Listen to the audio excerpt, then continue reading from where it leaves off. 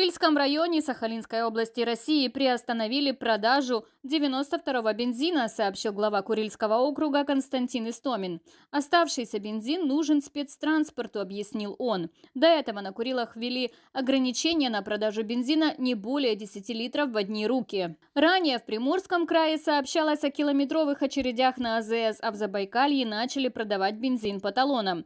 Перебои с бензином возникли и во временно оккупированном Крыму. Ранее «Коммерсант» сообщал, что из-за украинских атак на НПЗ страна-агрессор Россия оказалась на грани бензинового кризиса. Не только бензина, в 67 регионах России не хватает денег в бюджете. Например, в Иркутской области дефицит бюджета составил 24,5%. В Кемеровской области ситуация еще хуже – дефицит 34%. Похожие проблемы есть и в Архангельской и Мурманской областях, а также в Республике Коми. Эксперты считают, что к концу года ситуация ухудшится, потому что в декабре регионы обычно тратят большие деньги на оплату госконтрактов.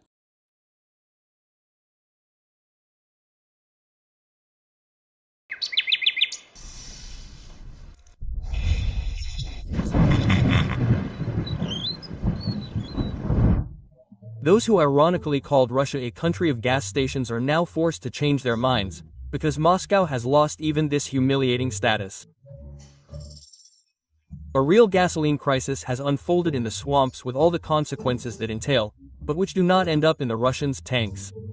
In the Morskoy Krai, Zabaikalsky Krai, and annexed Crimea, local residents are faced with a shortage of gasoline. There are long lines at gas stations, fuel prices on the exchange are breaking historical records, and the authorities are introducing a ban on exports. In Mordera there is a total fuel shortage. There are kilometer-long lines at gas stations, in which it is impossible to stand, because the remaining gasoline in the cars is not enough to get to the finish line. And here is such a line at Melnichnaya.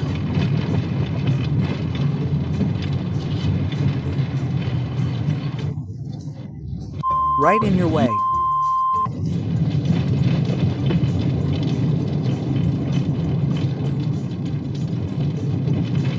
I don't even have enough gasoline to stand. The Laptogs are in shock and confusion. They do not understand how this is possible. Where did all the gasoline go? After all, they say on TV that everything is going according to plan. The economy is growing, and the troops at the front are about to reach Berlin. Now even the most stubborn Vatniks are beginning to understand that things are bad and the pale-out player has outplayed the Russians. 530 Alliance gas station.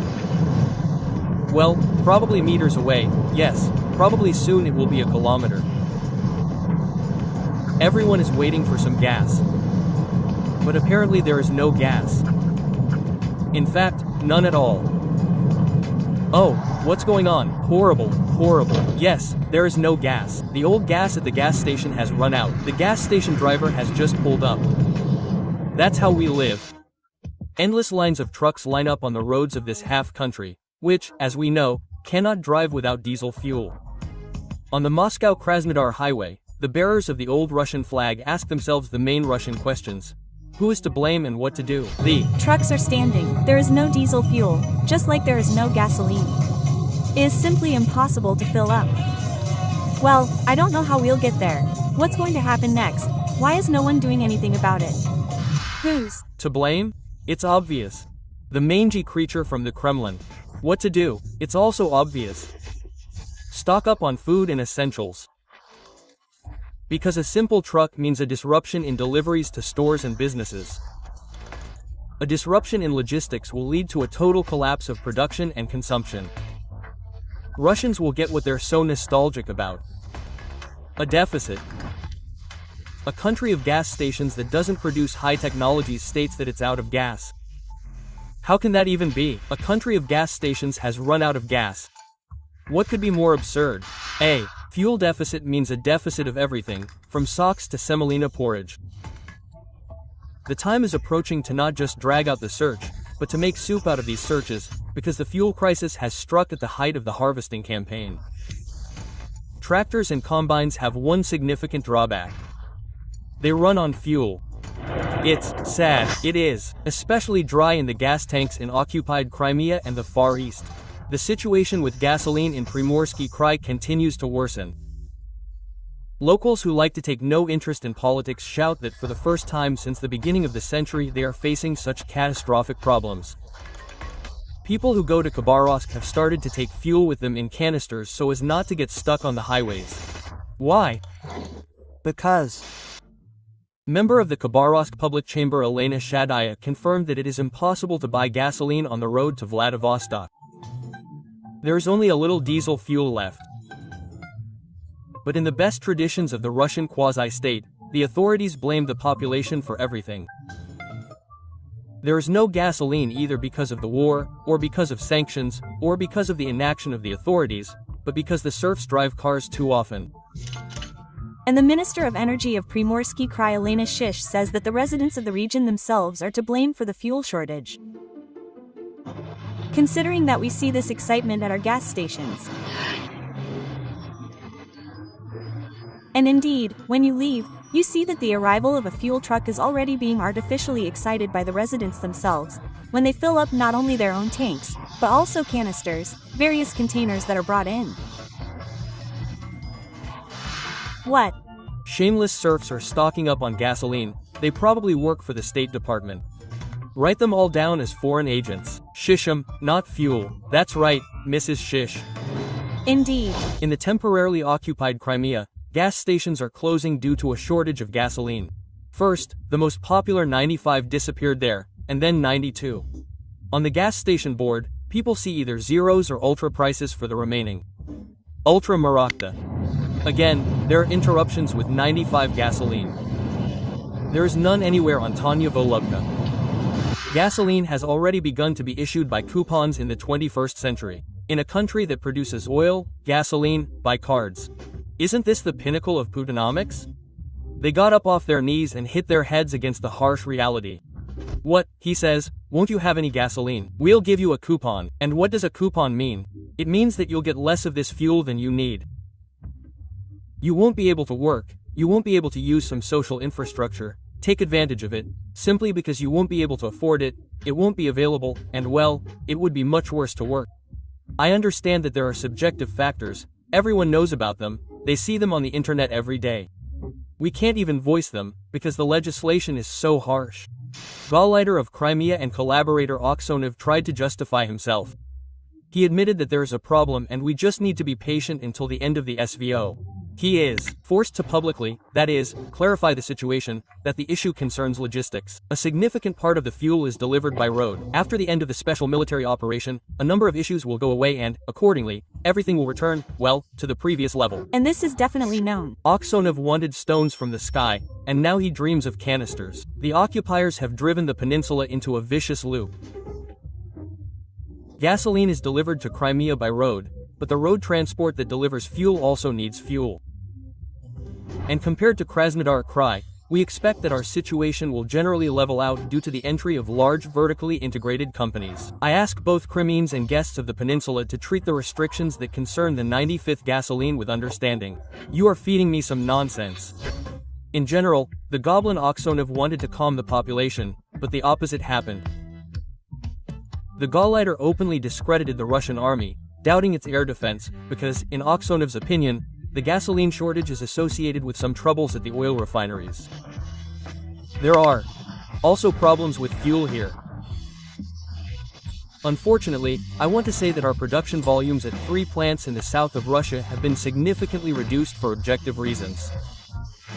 Come on, it's hard to argue with obvious things. Ukrainian strikes on Russian oil refineries played a huge role in the fuel crisis. In recent weeks, good drones have visited dozens of oil refineries and storage bases throughout the European part of Muscovy. Even the oil refinery in Ukhta, 1,700 kilometers from the Ukrainian border, was on fire. And they are incurring very large losses, because the sanctions are somehow, well, working, and buying equipment through gray schemes through third countries is very expensive and takes a long time to repair, and all this brings them very large profits. Therefore, strikes on oil refineries, for example, are the best way to knock the stool out from under Putin, to undermine his elite. In August of 25, the oil refineries in Novokubashevsk and Ryazan were completely shut down. The Saratov oil refinery and the same Ukhta refinery are on the emergency stop. Enormous damage was caused to enterprises in the Krasnodar region. Orcs vacationing in Sochi could enjoy completely light nights. The wreckage of the drone hit a tank with oil products. As a result, the tank caught fire. The governor of the region, Veniamin Kondrativ, writes about this. Well, now we see what it looks like.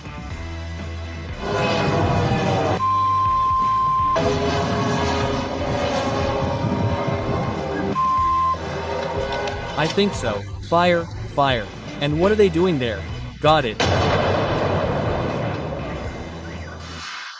As a result of the strikes, Russia lost about 10% of its oil refining capacity.